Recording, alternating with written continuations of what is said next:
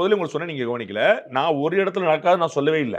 ஆனா ஒரு சட்டமன்ற தொகுதி கூட நடக்காது. இதனால கேரண்டியா சொல்ல முடியும். ஒரு மாவட்டம் முழுக்க நடந்துராது.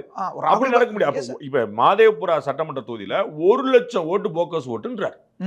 அந்த காமெடி நடக்க வாய்ப்பு இல்ல நான் சொல்ல வரேன். 10 இருக்கலாம். 1,00,000 ஒரு 10,000 15,000. டிஎன் சேஷன் அவர்கள் அகில இந்திய தேர்தல் ஆணைய தலைவர் தேர்தல் ஆணையரா இருக்கும் போதே ஒன்று சொன்னார். நம்ம ஒரு பை எலெக்ஷன் அந்த ஊர் பேர் மறந்துட்டேன். அப்ப என்ன சொன்னா நான் அந்த கேள்வி எல்லாம் கேட்டிருந்தேன் தினமலர்ல. அவர் என்ன சொன்னாரு, முறைகேடுகள் நடந்திருப்பது உண்மை பை எலெக்ஷன்ல.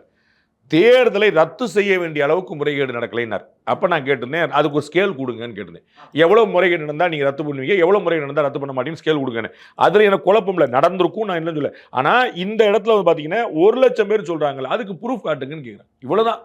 அப்ப இந்த 65 லட்சம் பேர் யாருங்க? நீதிமன்றம் தடை விதிக்கல, தேர்தல் ஆணையம் வந்து செஞ்சுக்கிட்டு இருக்கு, மற்ற கட்சிகள் ஆதரிக்கிறாங்க. அந்த ஊர்லயே உங்க கட்சிக்காரங்க இருக்கிறாங்க, வீடு கூட நடக்குது. இப்ப போய் தேர்தல் ஆணையத்துக்கு கொண்டு போய் கொடுக்குறாரு துணை முதலமைச்சரும், அந்த தொகுதியில போட்டிட்டு வரும் போய் இந்தாங்க ஆதாரம் கட்டாயம் விசாரிப்போம். அதெல்லாம் கட்டாயம் கொடுக்கட்டும். தேர்தல் ஆணையம் திரும்ப திரும்ப ராகுல் காந்தி தானே கிடைச்சு. ஏங்க பிரஸ் மீட்டா கொடுத்துட்டு இருக்கீங்க?